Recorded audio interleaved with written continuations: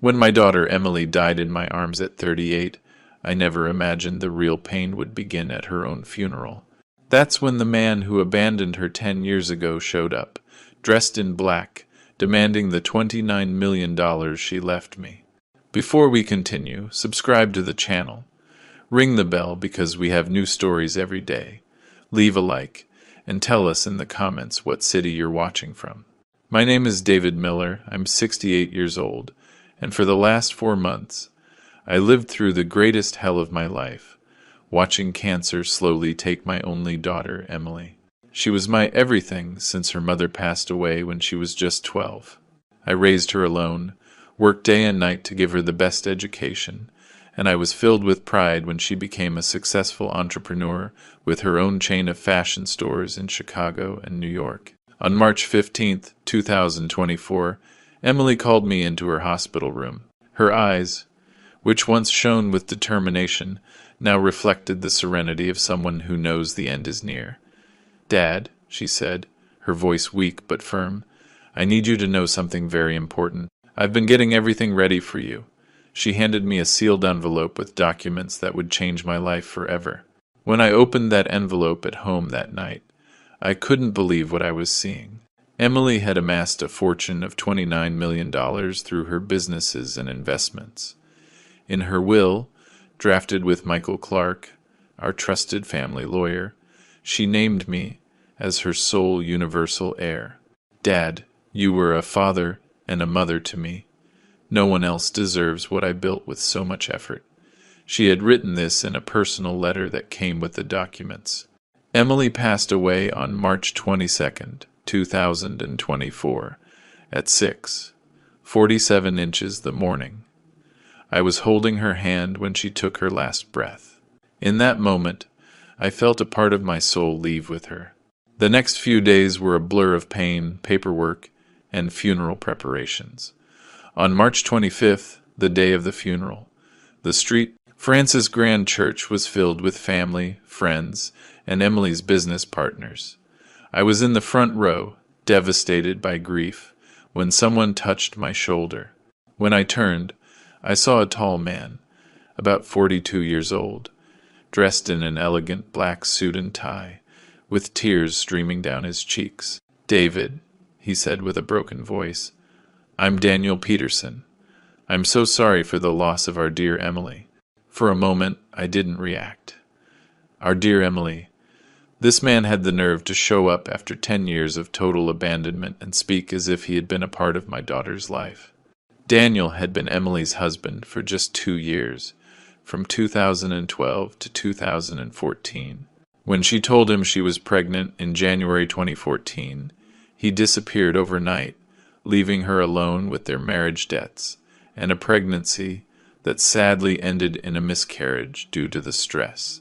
"What are you doing here, Daniel?" I asked in a low voice, trying to keep my composure in that sacred place. "I came to say goodbye to the woman I loved," he answered, drying his tears with a white handkerchief. "Emily and I had our problems, but she was always special to me."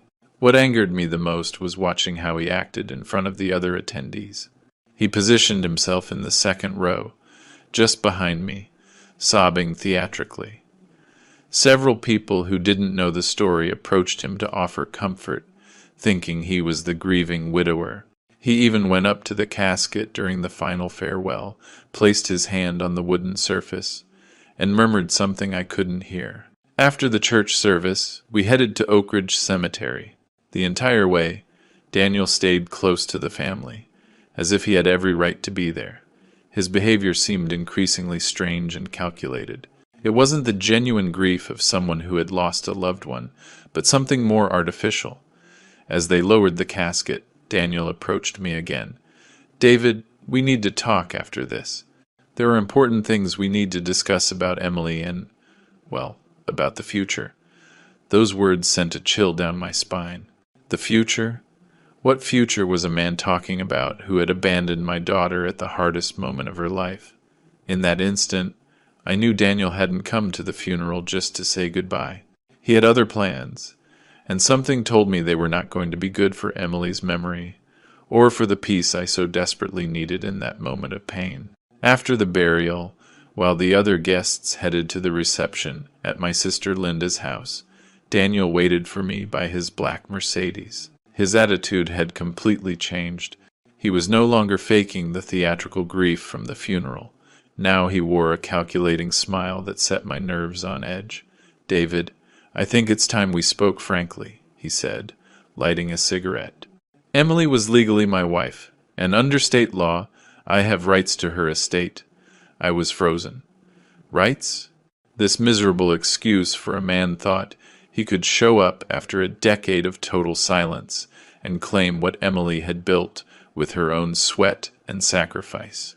"Daniel, you and my daughter divorced in August 2014. You have no right to anything," I replied, staying calm even though I was boiling with rage inside. "Ah, but that's where you're wrong," he said with that arrogant smile.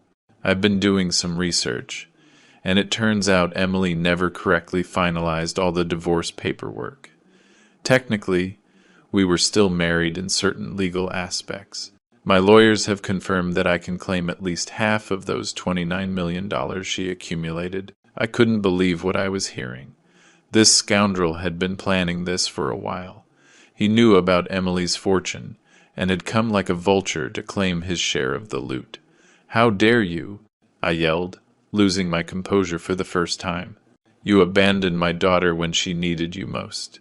You left her alone, pregnant and drowning in debt.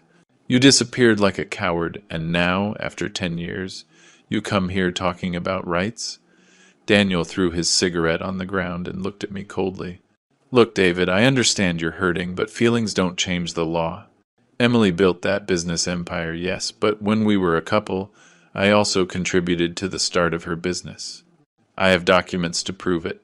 It was a lie, and I knew it. Emily had started her first store in 2016, 2 years after the divorce, with a loan that I myself helped her secure. Daniel never invested a single dollar in my daughter's dreams. Listen to me carefully," he continued in a threatening voice. "We can do this the easy way or the hard way. If you give me my share voluntarily, let's say $15 million, we can avoid a long and costly legal process that will tarnish Emily's memory in every newspaper in the country." There it was, the true face of Daniel Peterson. He wasn't just an opportunist, but also a blackmailer willing to use my deceased daughter's good name to get money. "Are you threatening me?" I asked, stepping closer to him. "No, I'm offering you a civilized solution. But if you'd rather the media finds out that the father of the successful entrepreneur Emily Miller is denying her widower his rightful inheritance," he let the sentence hang in the air. At that moment, I vividly remembered the day Daniel left Emily. It was January 28th, 2014. Emily called me at 11 at night, crying, telling me she had come home to find a note on the kitchen table. "I'm gone. This isn't working. Don't try to contact me," that was it. He didn't even have the courage to say goodbye in person or explain why he was running away when she needed support the most. In the following weeks, Emily discovered that Daniel had emptied their joint bank account, taking $12,000 that were her savings to invest in her future business. He also left unpaid bills for the apartment they shared, forcing Emily to take on debts she hadn't created. The most painful part was when Emily lost the baby in March 2014. She tried to contact Daniel to tell him about the tragedy, but he had changed his phone number and blocked her on all social media. My daughter had to go through the grief of losing her child and her marriage at the same time, all alone. "You know what, Daniel?" I said with a calmness I didn't know I had. "You're right about one thing. This can be done the easy way or the hard way, but I assure you, if you try to tarnish my daughter's name with your lies, I will show you exactly what I'm capable of." Daniel let out a sarcastic laugh. "Are you trying to scare me, old man? I'm 42 and you're 68.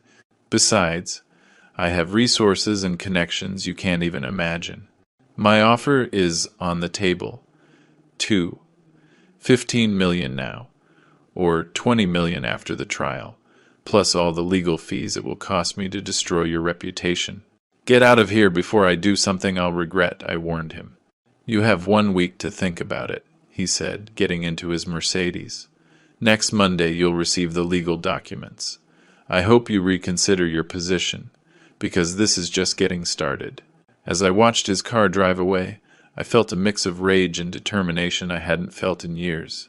This man thought he could take advantage of the pain of a father who had just lost his daughter, but he had picked the wrong person. Emily had taught me to fight for what is right, and that was exactly what I was going to do. That night, in the solitude of my home, surrounded by photos of Emily from her childhood to her final days, I made a decision that would change everything. I wasn't going to give Daniel a single cent, and I would do everything in my power to expose his true intentions before the law.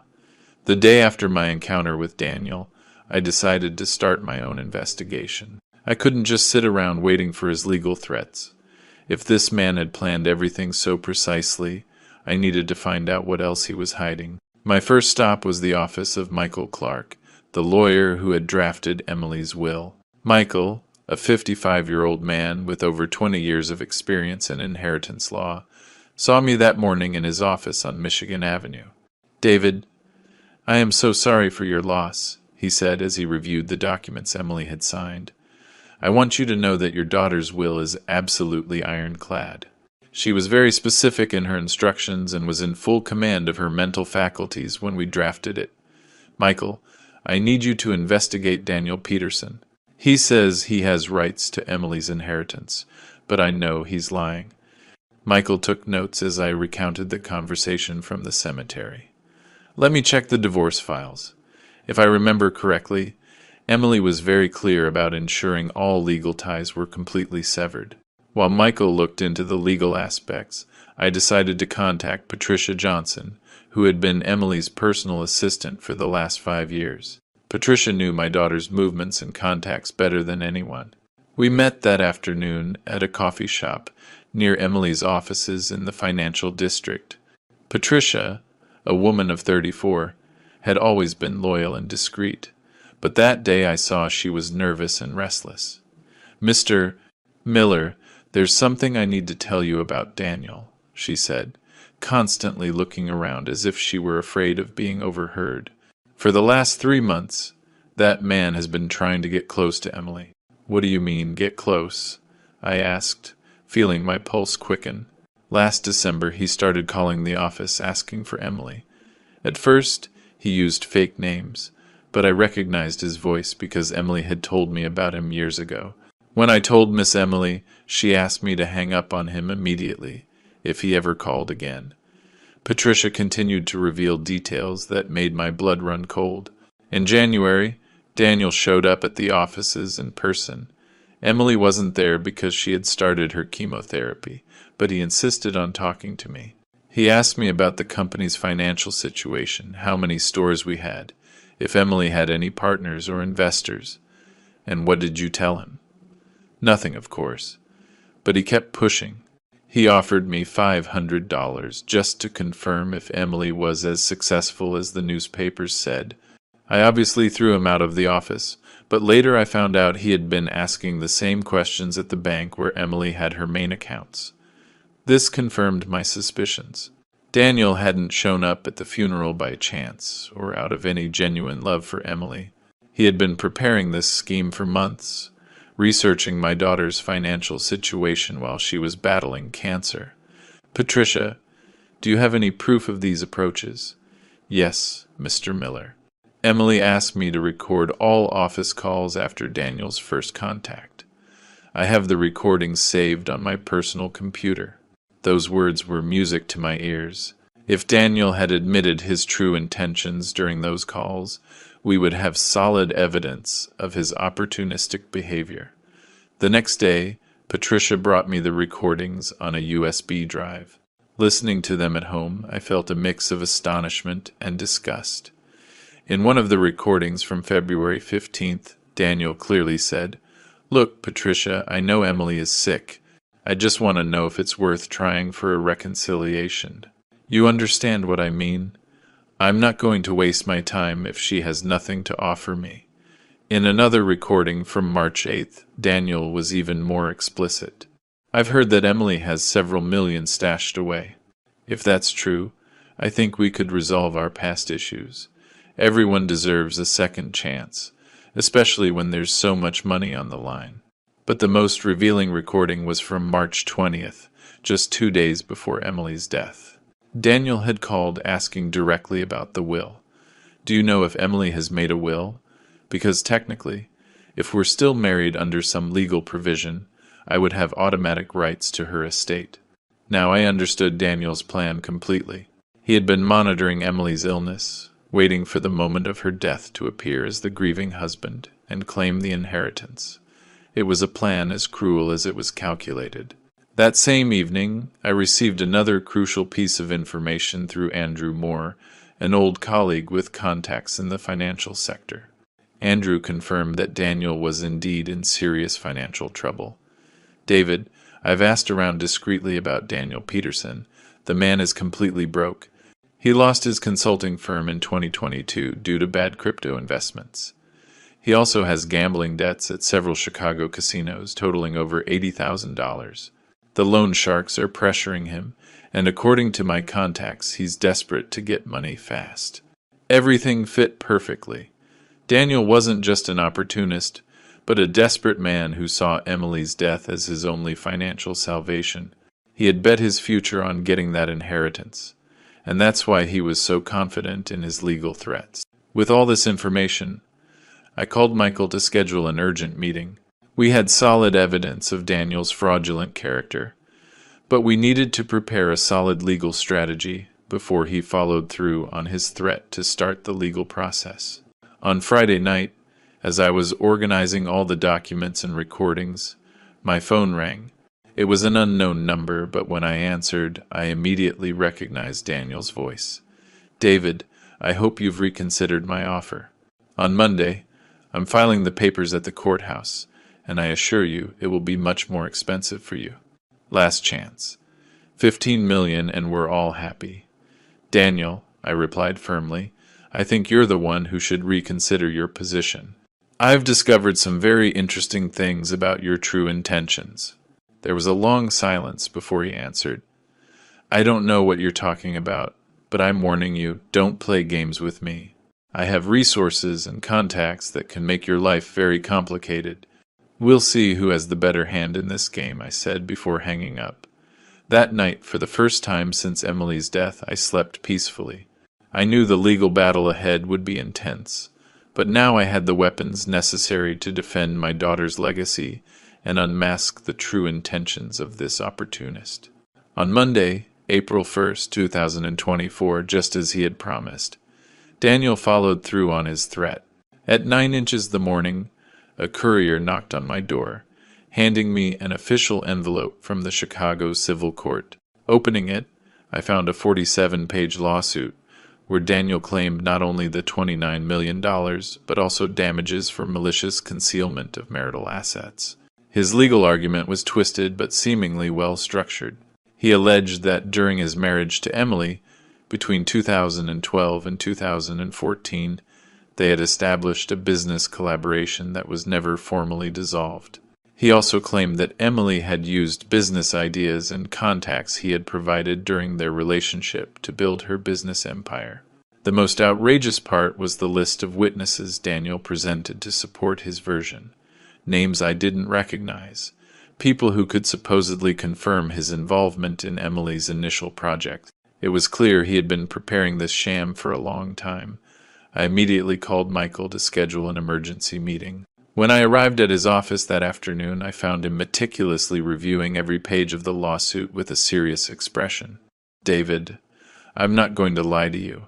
Daniel has hired Christopher Vaughn, one of the most aggressive inheritance lawyers in Chicago. He's known for winning complicated cases using legal technicalities and media pressure. What does that mean for us? I asked, feeling worry creep over me. It means they're going to play dirty. Vaughn has a reputation for leaking information to the press to create public pressure on his opponents. We'll probably see articles in the papers about the selfish father denying the successful entrepreneur's widower his inheritance. Michael was right. The next day, the tabloid paper, the Chicago Chronicle, published an article titled, "The $1 Million Battle for Emily Miller's Inheritance: Justice or Family Greed." The article, clearly biased in Daniel's favor, presented a completely distorted version of the facts. According to the publication, Daniel was a successful entrepreneur who had sacrificed his own career to support his wife's dreams, and was now being unfairly excluded from the fruits of their marital collaboration. The article included a photo of Daniel dressed in mourning at the funeral, with a caption that read, "The pain of a husband fighting for justice." That same week, while Michael prepared our legal response, I dedicated myself to finding more evidence of Daniel's true character. Patricia had mentioned that Emily kept all her personal documents in a safe in her private office, and that she had left me the combination in case of an emergency. When I opened the safe, I found a treasure trove of information. Emily had been meticulous in saving all correspondence related to her divorce, including emails Daniel had sent her in 2014 when he left the marriage. In an email dated February 15th, 2014, Daniel wrote, "Emily, I need you to understand that this isn't working. I'm not ready to be a father, and frankly, your obsession with opening a business seems like a childish fantasy. I've decided to move to New York to start over. Don't try to contact me." Another email from March 3rd, 2014 was even more revealing. "I've emptied the joint account because I need that money to get established. Consider it my compensation for the 2 years I wasted in this marriage. I hope you find a way to pay the apartment debts without involving me." But the most valuable document was a handwritten letter that Emily had drafted for her lawyer in August 2014, during the divorce proceedings. In it, she systematically detailed all of Daniel's manipulations and abandonment. "My husband, Daniel Peterson, abandoned me on January 28, 2014, upon learning of my pregnancy. In the following weeks, he emptied our joint bank account, taking $12,000, which were my personal savings. When I lost the baby in March due to stress, I tried to contact him to inform him, but he had blocked all means of communication. I formally request that the divorce decree states that Daniel waives any future rights to my assets or income." This letter was notarized and had full legal weight. It was the definitive proof that Daniel had voluntarily waived all rights to Emily's estate. Armed with this evidence, I returned to Michael's office with renewed confidence. When I showed him the documents, his expression changed completely. "David, this is pure gold," he said with a smile. This notarized letter proves not only Daniel's voluntary abandonment, but also his explicit waiver of future rights. Any judge with half a brain will dismiss his lawsuit immediately. But Michael also warned me about the tactics we could expect. Vaughn will try to discredit these documents. He'll say Emily was emotionally distraught during the divorce, or that circumstances have changed.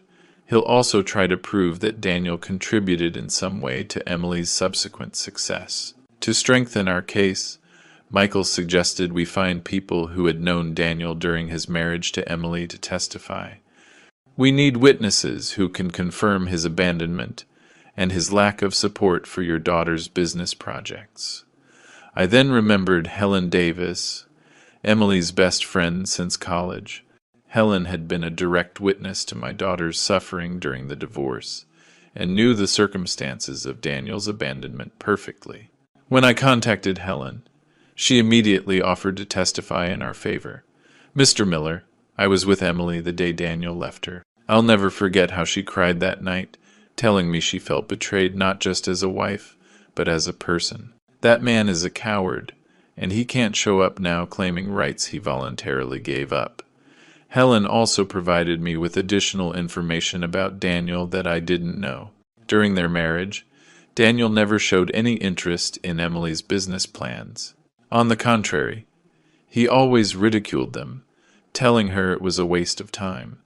He even forbade her from using her personal savings for the business consulting she wanted to hire. With all these elements, Michael began drafting our response to the lawsuit. But before filing it, we decided to take a strategic step that would put Daniel in a very uncomfortable position. "David," Michael said, We're going to ask the court to require Daniel to present documentary evidence of his supposed contribution to Emily's business success. If he really participated in creating her fortune, he must have contracts, invoices, investment records. We know he doesn't have them, but forcing him to try to produce them will reveal the fraudulent nature of his claim. That night, as I reviewed all the documents we had collected one more time, I felt a mix of sadness and determination. Emily had been an extraordinary woman who built her success despite betrayals and abandonment. My duty as a father was to protect her legacy from the clutches of those who only saw her death as an opportunity for easy enrichment. While Michael was preparing our legal response, Patricia contacted me with information that would completely change the course of our case. She asked me to meet her at her apartment on a Thursday night, assuring me she had something explosive to show me. When I arrived at her place in Lincoln Park, Patricia seemed nervous but determined. "Mr. Miller, after our last conversation, I remembered something important. Emily didn't just ask me to record Daniel's phone calls. She also installed a recording system in her personal office after his first in-person meeting with him." Patricia turned on her laptop and showed me a folder full of audio files. Emily was very cautious. When Daniel showed up in January asking about her finances, she suspected he would try something later. So, she decided to record any future meetings she might have with him. "Were there more meetings?" I asked, feeling like I was about to discover something crucial. "Yes, Mr. Miller. 2 meetings that Emily never told anyone about, not even you. Daniel visited her in her office on February 28th and again on March 14th, just a week before she passed away." Patricia played the first recording from February 28th. Hearing Emily's voice, weak but firm, a lump formed in my throat. It was obvious she was already very sick, but she maintained her dignity. "Daniel, what do you want after all these years?" I could hear Emily say. "Emily, I know you're sick, and I know you've been very successful financially. I think it's time we resolved our past issues," Daniel replied in a syrupy voice. "We don't have past issues, Daniel. You abandoned me when I needed you most, and I moved on with my life. Look, let's be practical. You've built an empire of nearly $30 million. I was your husband for 2 crucial years of your life. Legally, I could claim a part of that, but I'd rather reach a friendly agreement." Emily's response was powerful. "Daniel, you have no right to what I've built. You signed documents waiving any future claims when we divorced. Besides, everything I have, I built after you abandoned me." "Ah, but that's where you're wrong, dear Emily. I've consulted with specialized lawyers, and it turns out some of those divorce documents have legal loopholes that could benefit me, especially if you die without a clear will that specifically excludes me." Those words sent a chill down my spine. Daniel wasn't just planning to claim the inheritance after Emily's death. He was threatening her directly, waiting for her to die. "Are you threatening me, Daniel?" Emily's voice asked with a tone of disbelief. "It's not a threat, it's a legal reality. But like I said, I'd rather resolve this civilly. If you give me, say, $5 million now, we can sign a document where I definitively waive any future claims. I will never give you a cent. And if you try anything legal, I assure you I will publicly reveal your true character and how you abandoned me when I was pregnant. Emily, I don't think you're in a position to threaten anyone. Your illness is serious, and according to my medical information, you have a few months left to live. Think about it. 5 million now, or legal trouble for your family after you're gone." The recording ended with the sound of a door slamming shut. Patricia explained that Emily had kicked Daniel out of her office, but he had returned 2 weeks later for an even more revealing conversation. The second recording, from March 14th, was even more incriminating. In it, Daniel showed his true nature without any pretense. "Emily, I've been thinking about our last conversation. I've done more research into your financial situation, and I think I've underestimated your assets. My contacts in the financial sector tell me you could have up to $35 million in properties, investments, and cash." Daniel, I don't know how you got that information, but it's completely inappropriate for you to be investigating my private finances. Look, let's be honest. You're going to die soon, and that money is going to go somewhere. Your father is an old man who doesn't need that much money. I'm 42 and have my whole life ahead of me. We could make an arrangement that benefits everyone. An arrangement? Are you insane? Listen to me, Emily. I can create a lot of legal problems for your family after your death. I have lawyers who can prove our divorce wasn't processed correctly in certain technical aspects. We can drag out the legal proceedings for years, freezing all your assets and ruining your family's reputation. Daniel, you're despicable. I can't believe I was ever married to you. I'm a realist, Emily, but I'm going to make you one last generous offer. You give me $15 million now, and I guarantee your father will inherit the rest without any problems. If you refuse this proposal, I assure you I will fight for everything, and your family won't see $1 of your fortune without going through years of legal battles. Emily's voice on the recording sounded tired but determined. Daniel, you better hear me clearly. I will never give you anything. I have modified my will specifically to exclude you from any inheritance, and I have documented all your threats. If you try anything after my death, my family will have all the proof needed to show you're a shameless opportunist. We'll see, Emily. We'll see who has the last word in this matter. Patricia stopped the recording and looked at me with a grave expression. Mr. Miller, after this second visit, Emily asked me to immediately contact her lawyer, Michael, to modify the will. She also instructed me to keep these recordings in a safe place and give them to you if Daniel tried any legal action after her death. It was incredible. Emily, even in her final days, had been protecting my future and her own from the clutches of this manipulator. The recordings not only prove Daniel's opportunistic intentions, but also his direct threats and his illegal knowledge of confidential financial information. Patricia, how is Daniel getting information about Emily's finances? That's something else I found out, Mr. Miller. Last Tuesday, a bank employee contacted me discreetly. Apparently, Daniel had tried to bribe one of the tellers to get information about Emily's accounts. The employee refused the bribe, but Daniel insisted several times during February and March. This added another crime to Daniel's record: attempted bribery and illegal access to banking information. With this new evidence, our case was not only solid for defending the inheritance, but we could also press criminal charges against Daniel. That night, I called Michael to tell him about the recordings. His reaction was one of total astonishment.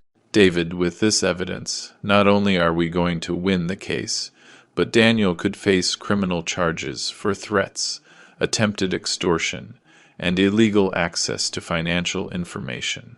This completely changes our strategy. We're no longer playing defense. We're going on the attack. For the first time since Emily's death, I felt that justice was on our side. My daughter, even from the grave, had managed to protect her legacy and give me the weapons necessary to confront this opportunist who thought he could take advantage of our pain. On May 15th, 2024, the day of the first hearing at the Chicago Civil Court arrived. Michael and I arrived early, loaded with boxes full of documents, recordings, and testimonies. I wore my best black suit, the same one I had worn to Emily's funeral, feeling that somehow she would be present in that room, supporting me. At 9:30 a.m., Daniel entered the courtroom accompanied by his lawyer, Christopher Vaughn, and 3 people I didn't recognize. Daniel wore an impeccable gray suit and a look of false solemnity, as if he were the victim in this whole affair. Judge Maria Delgado, a woman in her 52nds with a reputation for being strict but fair, opened the session by explaining the procedure. Daniel, as the plaintiff, would have the first opportunity to present his case. Christopher Vaughn stood up arrogantly and began his argument. Your Honor, my client, Daniel Peterson, was the devoted husband of Emily Miller during the most formative years of her business career. During their marriage between 2012 and 2014, Daniel provided the emotional, intellectual, and logistical support that allowed Emily to develop the ideas that would later lead to her millionaire success. Vaughn continued with a completely distorted version of the facts. My client sacrificed his own professional opportunities to support his wife's business dreams. It was he who suggested the concept of fashion stores that combined American elegance with affordability. It was also Daniel who introduced her to key contacts in the retail sector, who later became Emily's business partners. Hearing those blatant lies made my blood boil, but Michael had advised me to maintain my composure during the opposing party's presentation. Vaughn then presented his three witnesses. The first was Raymond Simmons, who identified himself as a business consultant and claimed to have known Daniel and Emily during their marriage. I worked with Daniel in 2013 developing the business plan for Emily's fashion stores, Simmons declared under oath. Daniel was the brain behind the business strategy. Emily had the initial capital, but it was Daniel who designed the entire operational model. The second witness was Sarah Jones, who presented herself as a former business partner and supported the version that Daniel had been fundamental in Emily's early business steps. The third witness, Albert Reed, claimed to be an investor who had met Emily through Daniel and had participated in the first rounds of financing for her stores. When these supposed witnesses finished their statements, Michael leaned into my ear. "David, these people are clearly lying. Their testimonies are too coordinated and specific. We're going to unmask them during cross-examination." It was Michael's turn to present our case, and his strategy was brilliant. Instead of starting with legal arguments, he decided to play the recordings Patricia had saved directly. "Your Honor, before we present our arguments, we want the court to hear the plaintiff's own words, recorded during his meetings with the late Emily Miller during the final months of her life." When the first recording from February 28th began to play, I saw Daniel's expression change completely. His face turned pale, and he began to whisper furiously in his lawyer's ear. Emily's voice filled the room. "Daniel, you have no right to what I've built. You signed documents waiving any future claims when we divorced." And then Daniel's revealing response. "I've consulted with specialized lawyers, and it turns out some of those divorce documents have legal loopholes that could benefit me, especially if you die without a clear will that specifically excludes me." The silence in the courtroom was absolute. Judge Delgado took notes intently as she listened to Daniel's explicit threats toward Emily. When the part came where Daniel said, "Your illness is serious, and according to my medical information, you have a few months left to live. Think about it. $5 million now, or legal trouble for your family after you're gone." I saw several attendees in the room exchange looks of disgust. Michael stopped the recording and addressed the judge. "Your Honor, as you can see, the plaintiff not only admits he has no legal rights to the inheritance, but also acknowledges that he is taking advantage of the deceased's terminal illness to try to extort her." Christopher Vaughn immediately stood up. "Objection, Your Honor. Those recordings were made without my client's consent and violate his right to privacy." Judge Delgado responded firmly, "Overruled. The recordings were made on the deceased's private property, and the plaintiff was informed that the conversation was being recorded." "Continue, Mr. Clark."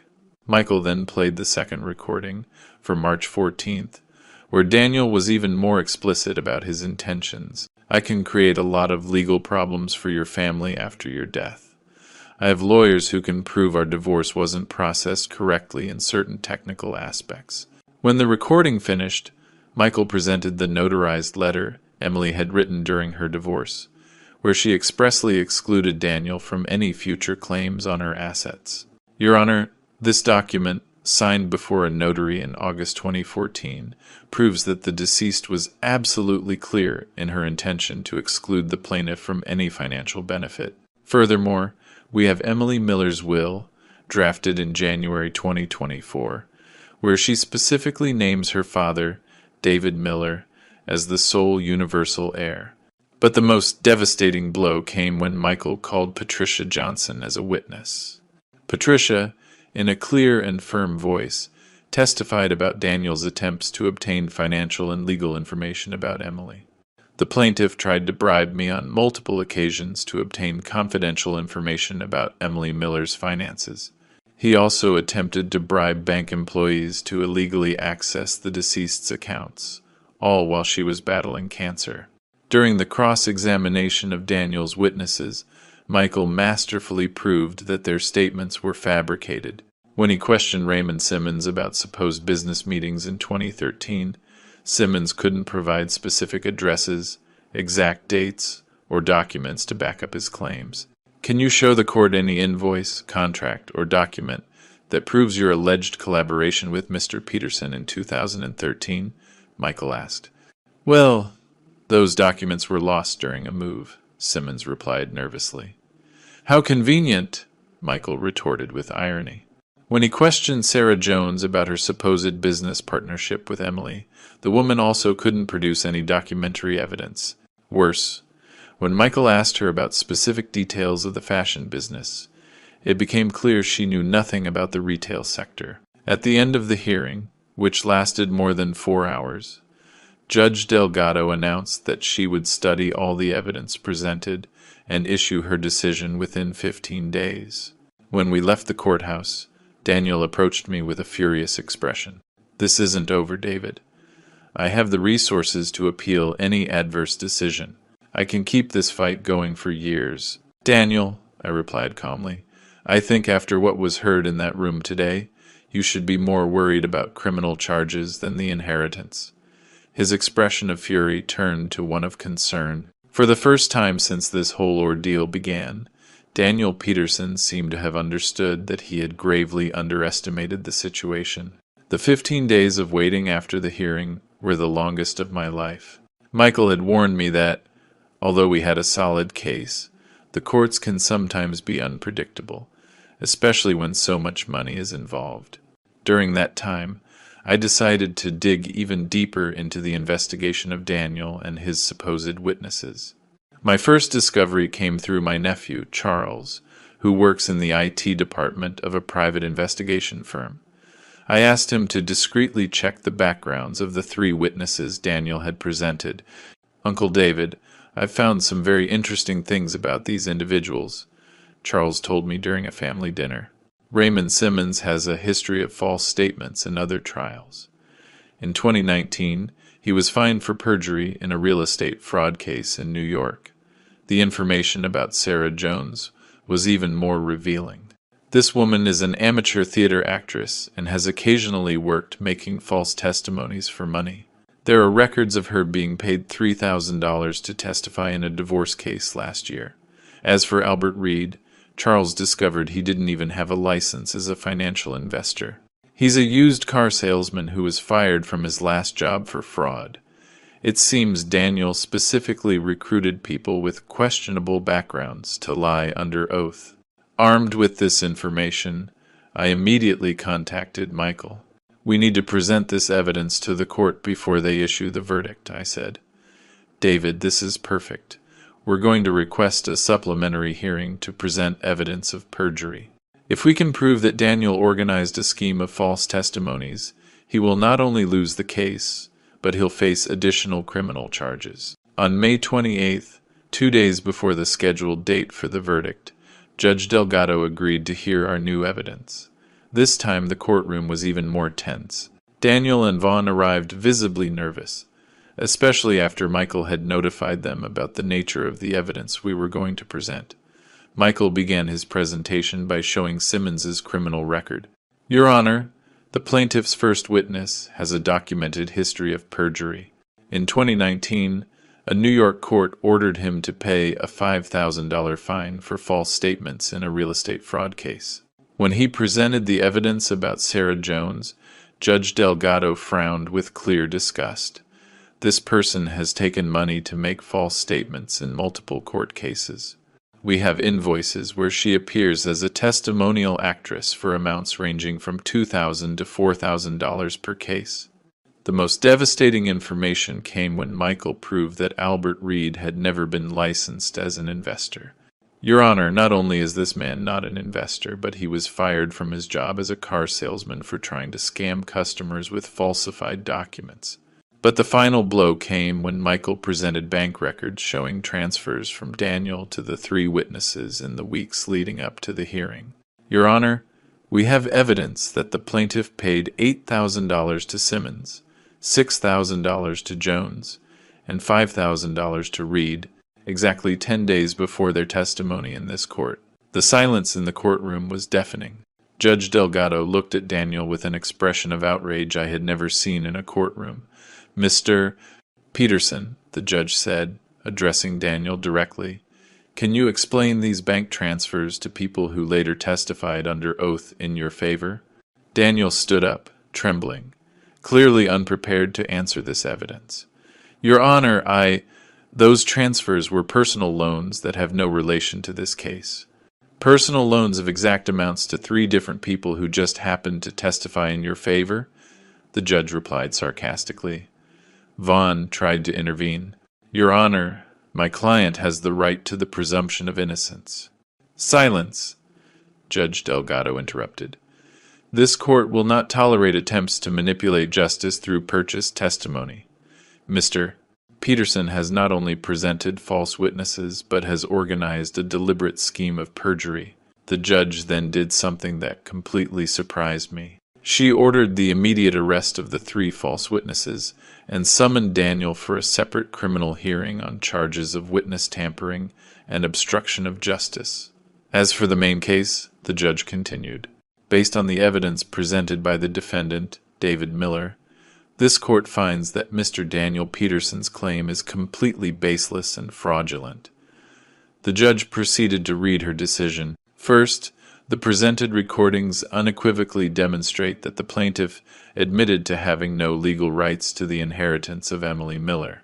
Second, the deceased's will is absolutely valid and expressly excludes the plaintiff from any benefit.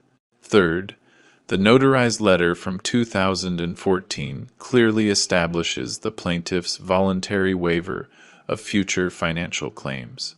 Furthermore, the judge continued, this court finds that the plaintiff attempted to extort the deceased during her terminal illness, taking advantage of her vulnerability to obtain illicit financial benefits. The verdict was damning. The claim of Mr. Daniel Peterson is completely denied. It is confirmed that David Miller is the sole and legitimate universal heir of Emily Miller. Furthermore, the plaintiff is ordered to pay all court costs and is fined $50,000 for presenting false testimony. But the judge wasn't finished. Finally, this court orders a criminal investigation to be opened against Daniel Peterson for the crimes of threats, attempted extortion, witness tampering, and obstruction of justice. The plaintiff is forbidden from leaving the country until the criminal investigation is concluded. When the judge finished reading the verdict, Daniel was completely slumped in his chair. His face had lost all color, and Vaughn looked like he wanted to disappear under the table. As we left the courthouse, several journalists who had been following the case were waiting for us. Michael had prepared a brief statement. Justice has prevailed. Mr. David Miller has successfully defended his daughter's legacy against fraudulent attempts of appropriation. The memory of Emily Miller remains intact, and her final will has been fully respected. That afternoon, in the quiet of my home, I reread Emily's will for the 100th time. In one of its final clauses, she had written, "Dad, I hope you never have to use this document to defend yourself from unscrupulous people. But if that moment comes, remember that I built all of this thinking of your future and in honoring Mom's memory.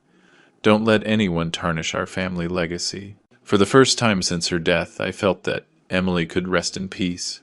Her final battle had been won, and her legacy was protected forever from the clutches of those who only saw money where they should have seen love, sacrifice, and honest work. The days following the verdict brought a flood of revelations that neither Michael nor I could have anticipated. The legal victory had opened the floodgates, and people who were previously afraid to speak out began contacting me with additional information about Daniel's true activities. The first to come forward was Rose Fernandez, a 45-year-old woman who identified herself as Daniel's ex-girlfriend between 2018 and 2020. Rose called me on June 2nd, 3 days after the newspapers published the news of the verdict. "Mr. Miller, I've been following the case in the news, "And I think you need to know more about Daniel Peterson," she said with a trembling voice during our phone conversation. "That man put me through a hell similar to what he did to your daughter." We agreed to meet at a coffee shop in downtown Chicago, where Rose told me a story that chilled me to the bone. Daniel seduced me in 2018, when I had just inherited a property from my father. At first, he seemed like the perfect man, attentive, caring, interested in my well-being. But later I discovered that he had been investigating my financial situation before he even approached me. Rose continued to recount how Daniel had used the same manipulative tactics he tried with Emily. During the 2 years we were together, he constantly pressured me to lend him money for his supposed investment projects. When we broke up in 2020, I discovered he had stolen $35,000 from my bank account, using information he had gotten from me during our relationship. "Did you file a police report?" I asked. "I tried to, but Daniel threatened to ruin my professional reputation if I took him to court. I work as a marketing director at a major company, and he knew people who could have caused me problems at work. In the end, I decided to consider that money the price of getting rid of him. But Rose wasn't Daniel's only victim. That same week, I was visited by Anthony Serrano, a 58-year-old retired businessman who had met Daniel at a poker club in 2021. "Mr. Miller, that man is a financial predator," Anthony told me during our meeting. "He approached me at the casino, posing as a successful investment consultant. He convinced me to invest $80,000 in a supposed investment fund that he managed. Anthony showed me documents that proved how Daniel had created a shell company called Peterson Investments and Associates to scam older people with considerable savings. When I tried to withdraw my investment 6 months later, I discovered the company didn't really exist, and that Daniel had used my money to cover his gambling debts." "Did he also threaten you so you wouldn't file a report?" I asked, suspecting the pattern. "Exactly. He said he had contacts in the police force who could make my life difficult. He also blackmailed me with compromising photos he had secretly taken during a business meeting where I had had too much to drink. These revelations motivated me to look for more of Daniel's victims. I contacted a private investigator recommended by Michael Luis Martinez, who specialized in financial fraud cases. Luis discovered that Daniel had been running a systematic scam operation for the past 10 years. "Mr. Miller, this man has a very specific method. He researches vulnerable people or those in life transitions. Recent divorcees, widows with inheritances, struggling entrepreneurs, seniors with savings. Then he approaches them, feigning romantic or professional interest to gain their trust and access their financial resources." Luis's report revealed at least 12 documented victims between 2014 and 2024, with total losses exceeding $400,000. Each case followed the same pattern: seduction, manipulation, extraction of money, and then threats to prevent reporting. "The most disturbing part," Luis continued, "is that Daniel keeps detailed files on his victims, compromising photographs, secret recordings, personal information that he uses to blackmail them if they try to get their money back." With all this information, Michael and I decided to contact the District Attorney's Economic Crimes Division to present a broader case against Daniel. The assigned prosecutor, Robert Navarro, was extremely interested in the evidence we had collected. "Gentlemen, what you're presenting to me is not just a case of fraudulent inheritance, but a systematic criminal operation that has been running for a decade," Prosecutor Navarro told us. "With the testimonies and evidence you have, we can prosecute Daniel Peterson for continuous fraud, threats, blackmail, and racketeering." But the most shocking revelation came when Patricia contacted me again with information she had discovered while reviewing Emily's files. "Mr. Miller, I've found something disturbing in Emily's call logs from last year. During November and December of 2023, Daniel was not only calling her directly but had also been contacting several of the store's clients and suppliers, asking about the financial health of the business. Patricia showed me a list of more than 20 business contacts that Daniel had tried to question about Emily's finances. Some of these suppliers called me at the time to ask if they should give him information, because Daniel was presenting himself as a family consultant hired by Emily to evaluate the business. Did Emily know about these contacts? Yes, Mr. Miller. That's why she tightened security measures at the company and installed the recording systems. Emily suspected Daniel was planning something big, but we never imagined it would be so systematic and cruel. That additional information proved that Daniel had been planning his strategy to take the inheritance for at least 6 months before Emily's death. He wasn't an impromptu opportunist, but a calculated predator who had been waiting for my daughter's moment of greatest vulnerability to execute his plan. On June 10th, Prosecutor Navarro informed me that Daniel had been formally charged with 10 different criminal counts. Mr. Miller, thanks to your perseverance and the evidence you provided, we are going to prosecute this individual for all his crimes. The other victims you located have also decided to testify, so Daniel will face decades in prison if convicted. That night, as I organized all the case documents, I reflected on the true extent of Daniel's evil. He hadn't just been an opportunistic ex-husband trying to grab an inheritance, but a professional criminal who had turned the suffering of others into his way of life. Emily, without knowing it, had become the victim who finally exposed Daniel's entire criminal network. Her courage to document his threats and her foresight to protect the evidence had not only saved our family inheritance, but had put an end to a decade of crimes against innocent people. On June 18, 2024, when it seemed the case was resolved and Daniel would finally face the consequences of his actions, I received a call that changed my perspective on everything I had experienced over these months.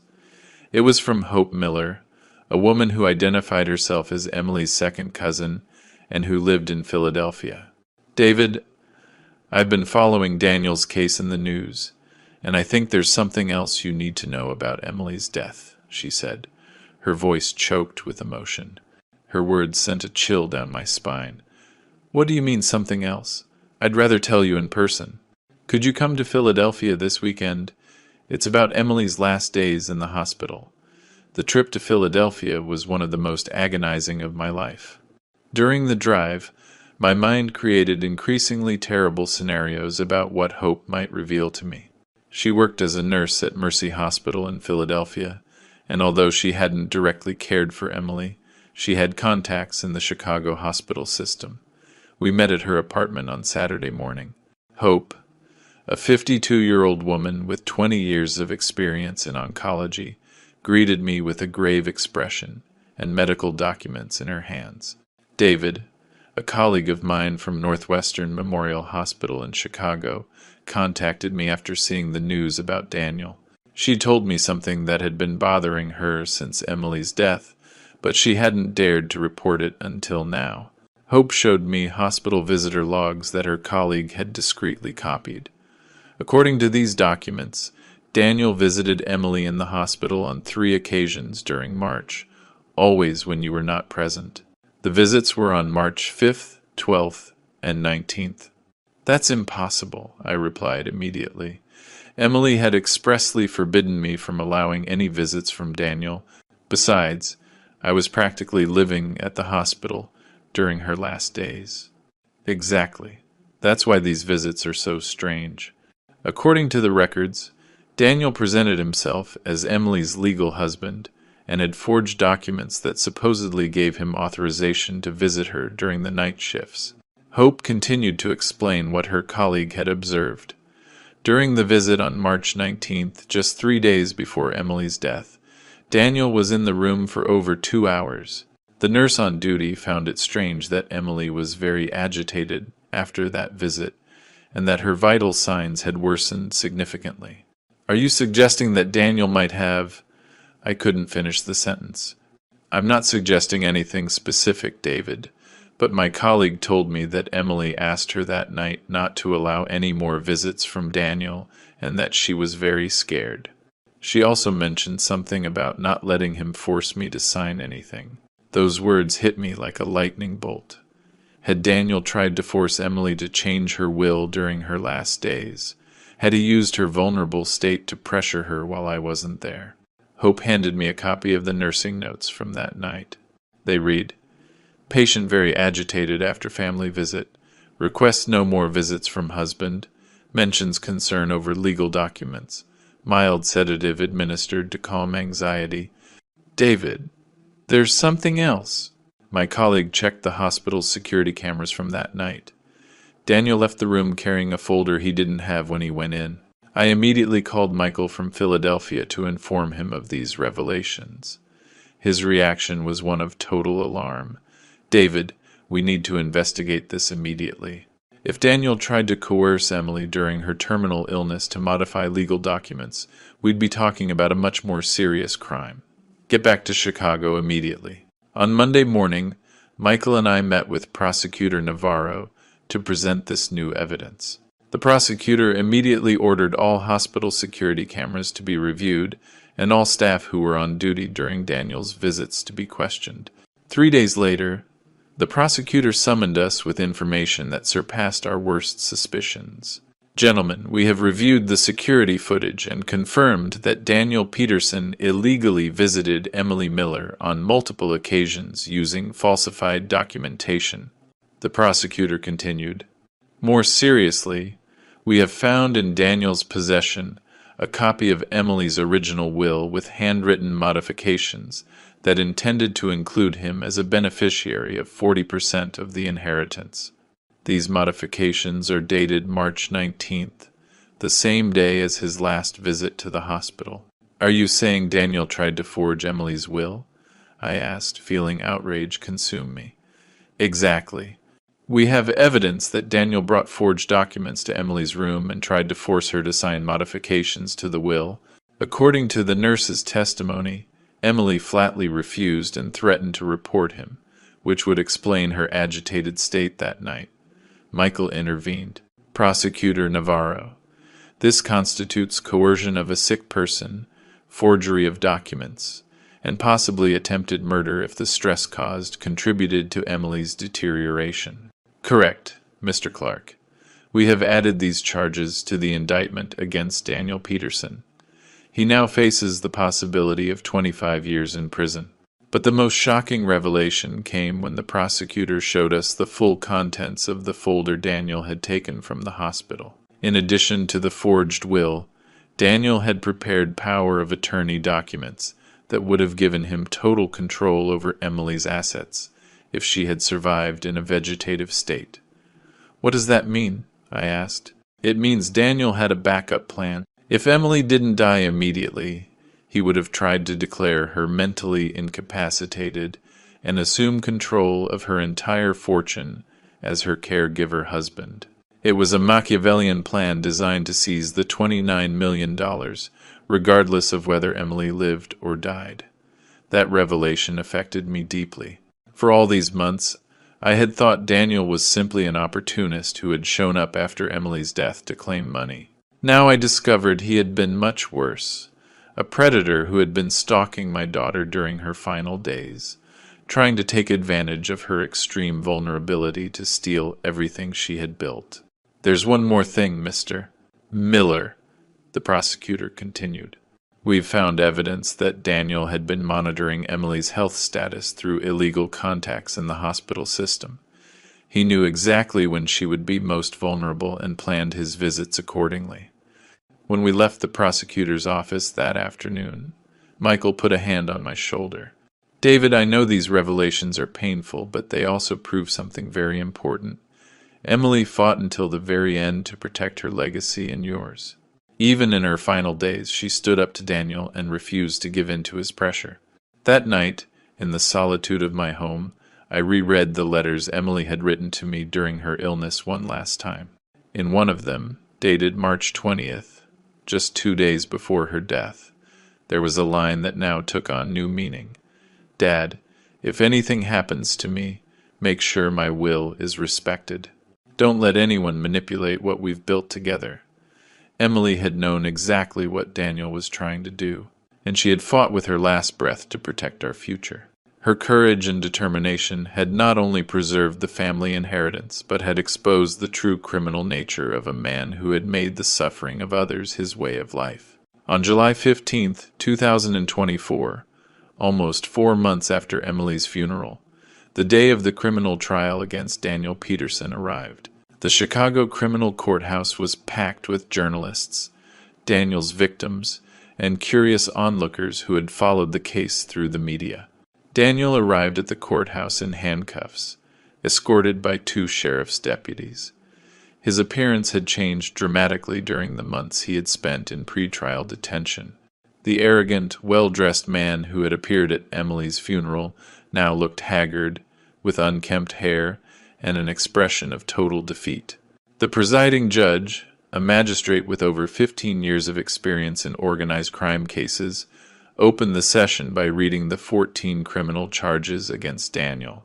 Continuous fraud, forgery of documents, threats, coercion, blackmail, witness tampering, professional misconduct, and violation of court orders. Prosecutor Robert Navarro began his presentation with a detailed chronology of Daniel's crimes over the last decade. Your Honor, the defendant, Daniel Peterson, is not an occasional criminal but a systematic predator who has built his entire adult life by preying on vulnerable people. For the next 3 hours, the prosecutor presented testimonies from the 12 identified victims of Daniel. Each story followed the same gruesome pattern: seduction, manipulation, extraction of resources, and threats to prevent reporting. Rose Fernandez testified in a firm voice. Daniel stole $350 from me using information he obtained during our intimate relationship. When I tried to get my money back, he threatened to destroy my professional career and leak private photographs he had taken without my consent. Anthony Serrano recounted how Daniel had created the shell company Peterson Investments and Associates to scam him. That man stole my life savings, $80,000 I had saved for my retirement. When I discovered the fraud, he blackmailed me with compromising photographs to prevent me from filing a report. But the most impactful testimony came from the nurse, Mercedes Lopez, who had cared for Emily during her final days. Mercedes testified about Daniel's illegal visits to the hospital and his attempt to coerce Emily into changing her will. The defendant showed up multiple times using falsified documentation, identifying himself as the patient's legal husband.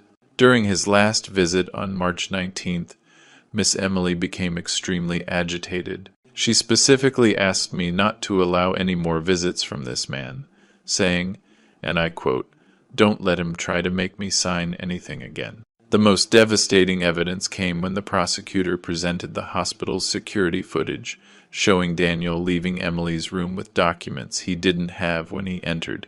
The forged documents Daniel had prepared were also presented, including the modified will and the fraudulent power of attorney papers. Your Honor, the prosecutor continued, the defendant not only tried to appropriate an inheritance that did not belong to him, but he harassed a dying woman during her final days, taking advantage of her state of extreme vulnerability to try to steal $29 million. When it was the defense's turn, Daniel's lawyer, who had replaced Christopher Vaughn after he withdrew from the case, tried to present a defense based on temporary mental disorder and gambling addiction. Your Honor, my client has been battling a severe gambling addiction that led him to make desperate decisions. He is not a professional criminal, but a sick man who needs treatment, not prison. But this strategy fell apart when the prosecutor presented evidence of Daniel's meticulous planning. Investigators had found a complete file in his apartment with detailed information on all his victims, including photographs, financial records, and specific strategies to manipulate each one. Your Honor, Daniel did not keep organized files on his victims for 10 years. A gambling addict does not forge professional documents or create shell companies. What we have here is a professional criminal who has perfected his method over a decade. The most emotional moment of the trial came when I was allowed to read an impact statement as Emily's father. With a trembling but firm voice, I addressed the court. Your Honor, Daniel Peterson not only tried to steal the money my daughter built with so much effort, he desecrated her memory, tortured her final days, and turned our family's grief into a legal nightmare. Emily died thinking this man could destroy everything she had worked to protect.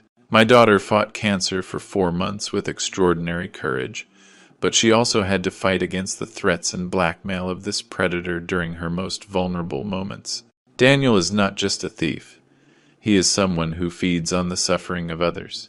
After 2 days of testimonies and evidence presentation, the judge announced a 2-hour recess to deliberate. During that wait, Michael and I sat on the benches in the courthouse hallway, surrounded by the other victims of Daniel who had come to witness the verdict. David, Michael said to me, regardless of what the judge decides, we've already won the most important battle. Daniel will never be able to touch Emily's inheritance, and his criminal network has been completely dismantled. When we returned to the courtroom, the judge began to read her verdict in a clear and firm voice. After reviewing all the evidence presented, this court finds the defendant, Daniel Peterson, guilty of all charges brought against him. The verdict was damning.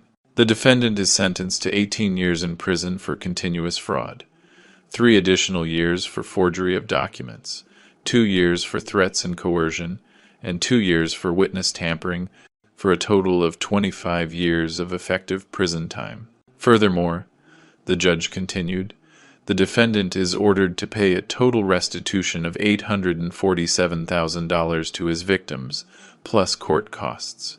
The defendant is permanently barred from engaging in any activity related to financial consulting or wealth management. When the judge finished reading the sentence, Daniel collapsed completely in his chair. His lawyer tried to comfort him, but it was clear that the weight of his crimes had finally fallen upon him. As I left the courthouse, I was surrounded by Daniel's other victims, all expressing their gratitude for my courage in confronting him. Mr. Miller, Rose told me, if you hadn't fought so hard for your daughter's memory, Daniel would still be free, stealing from and threatening more innocent people. That night, as I had dinner alone at my house, I reflected on the 4 months that had passed since Emily's death. The legal battle was over. Daniel would face decades in prison, and my daughter's inheritance was completely protected. But more importantly, Emily's memory had been vindicated, and her legacy would remain intact forever. 6 months after the trial against Daniel, on January 15th, 2025, I was sitting in the office that had belonged to Emily, surrounded by architects, lawyers, and representatives of charitable organizations. That day would mark the beginning of a new chapter in my daughter's legacy, one she had dreamed of but that circumstances had not allowed her to see realized. During the months following Daniel's conviction, I had had time to reflect deeply on what to do with the $29 million inheritance Emily had left me. At 68 years old, I didn't need that much money to live comfortably for the rest of my days. I knew that Emily would have wanted her fortune to serve a purpose greater than my personal well-being. In her personal letters, which I had read countless times, Emily had repeatedly mentioned her dream of helping women entrepreneurs who faced difficulties similar to those she had experienced during her divorce. Dad, she had written in one of her last letters, if anything happens to me, I would like part of what I've built to help other women who are struggling to get ahead after being abandoned. With that inspiration, I had decided to create the Emily Miller Foundation for Women Entrepreneurs. The foundation would be dedicated to providing interest-free loans, free legal advice, and emotional support to women who had been victims of spousal abandonment and wanted to start their own businesses. Patricia Johnson, who had been Emily's right-hand woman for years, had agreed to direct the foundation. Mr. Miller, she had said when I offered her the position, it would be an honor to continue Emily's work in this way. She always said she wanted to use her success to help other women find their economic independence. The foundation's headquarters would be in the same building where Emily had had her main offices. We had allocated $15 million as an initial endowment, which would guarantee the foundation's operation for decades. I would keep the other $14 million as a family reserve and for my own living expenses. During the inauguration ceremony, which took place exactly 1 year after Emily's death, many of the people who had been important in her life were present. Helen Davis, her best friend since college, gave an emotional speech. Emily was a woman who transformed pain into strength, adversity into opportunity. When Daniel abandoned her pregnant and without resources, she didn't just lament her situation. She channeled that experience into the determination to never again depend on anyone for her economic well-being. This foundation represents exactly what Emily would have wanted, to turn her personal story into hope for other women. Michael Clark, who had been crucial throughout the legal battle, also spoke at the ceremony. I have seen many cases of disputed inheritances throughout my career, but I had never witnessed a fight as noble as the one David Miller fought to protect his daughter's memory. Emily can rest in peace knowing that her legacy was not only preserved but has become a source of hope for future generations. But the most significant moment of the ceremony came when Rose Fernandez, one of Daniel's victims who now worked as a volunteer counselor at the foundation, read the first request for help we had received. Maria Carmen Ruiz, 34 years old, mother of 2, abandoned by her husband after 12 years of marriage, requests a loan of $25,000 to open a bakery and be able to support her children independently. It was exactly the type of case for which Emily would have fought tooth and nail. In the following months, the foundation began to operate at full capacity. We received between 50 and 100 applications monthly from women all over the country seeking support to start their businesses. Our team of counselors, which included several of Daniel's victims who had decided to transform their experience into help for others, evaluated each case with the same care Emily would have put into her own businesses. In March 2025, I received a letter that moved me deeply. It was from Maria Carmen Ruiz, the foundation's first beneficiary, informing me that her bakery had been a resounding success and that she had already been able to hire 3 additional employees. Mr. Miller, Maria Carmen wrote, "You not only helped me financially, but you gave me the confidence to believe in myself again. When my husband left me, I thought my life was over. Now I know it was actually just beginning. Every loaf of bread I bake carries a piece of the hope that Emily passed on to me through her foundation." In April, I received more news that filled me with satisfaction. Daniel had appealed his sentence, but the Illinois Supreme Court had upheld the 25-year prison sentence.